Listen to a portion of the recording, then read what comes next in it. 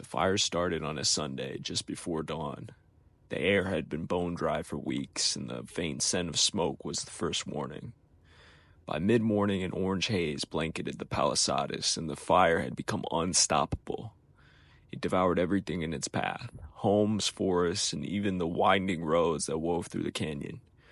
Evacuations were frantic, and people fled with little more than the clothes on their backs. Among those forced to leave was Daniel, a wildlife photographer who had been renting a small cabin in the hills for the summer. The fire had come so quickly that he barely had time to pack his gear before authorities forced him out. But something gnawed at him as he left, a strange feeling that he'd forgotten something important. He couldn't shake it even as he joined the lines of cars, snaking toward safety. By the time Daniel reached a temporary shelter in the nearby town of Calabasas, he was already thinking of going back. His mind replayed the events of the past week, the strange noises at night, the peculiar carvings he'd found etched into the trees near his cabin, and the eerie light he'd glimpsed deep in the woods. He chalked it up to his imagination at the time, but now it felt like something more. 2 days later, against every warning and order, Daniel returned to the Palisades. He told himself it was to retrieve his camera, a prized possession he'd left behind in haste. But deep down, he knew that wasn't the whole truth. He needed to see what was left of the place, to confront the unease that had been clawing at him since the fire began. The landscape was unrecognizable. Ash coated the ground like a fresh snowfall, and the trees were blackened skeletons. The air was thick with the acrid stench of smoke, and every step kicked up a fine gray powder that clung to his boots.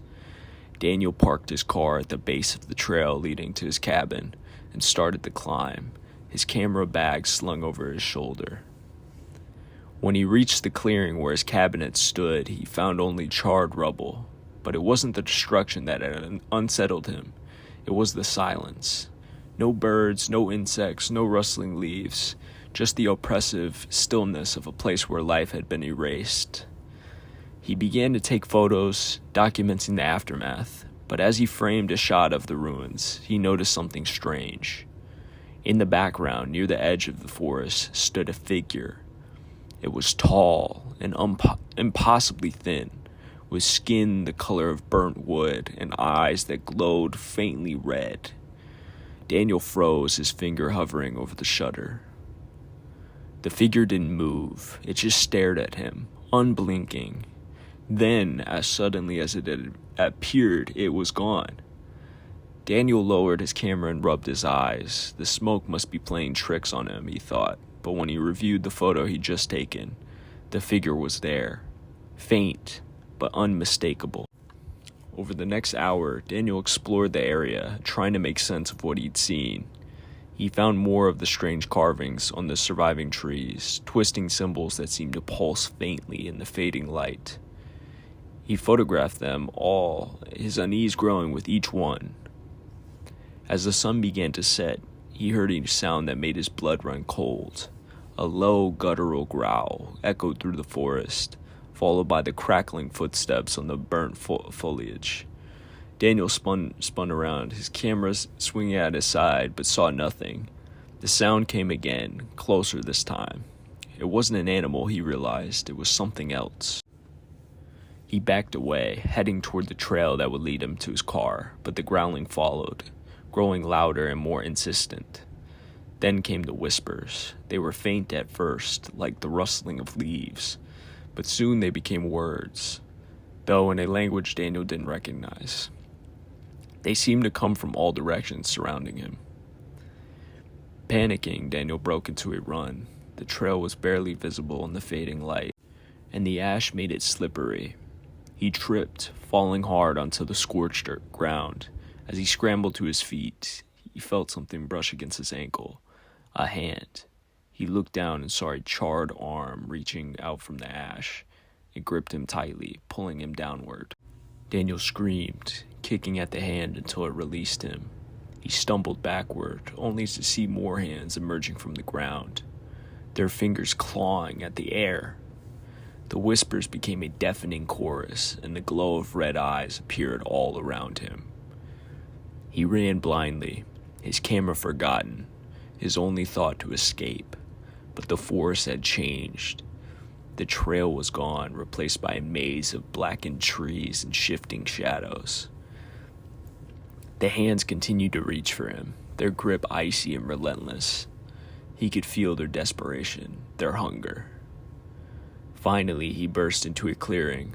In its center stood the figure he'd seen earlier, towering and impossibly tall. Its eyes burned like embers, and its mouth twisted into a grin that revealed rows of jagged teeth. "You shouldn't have come back," it said, its voice a rumble that seemed to shake the ground. Daniel tried to speak, but no sound came out. The figure extended a hand, and the air around Daniel grew unbearably hot. Flames erupted from the ground, encircling him. He could feel the heat licking at his skin, but the fire didn't consume him. Instead, it formed a wall, trapping him in with the figure. "This land is ours now," it said. "You took it, burned it, and now it is reborn. You will stay and you will serve." Daniel shook his head, tears streaming down his face. "Please," he managed to whisper, "let me go." The figure laughed, a sound like cackling wood. "You already belong to us."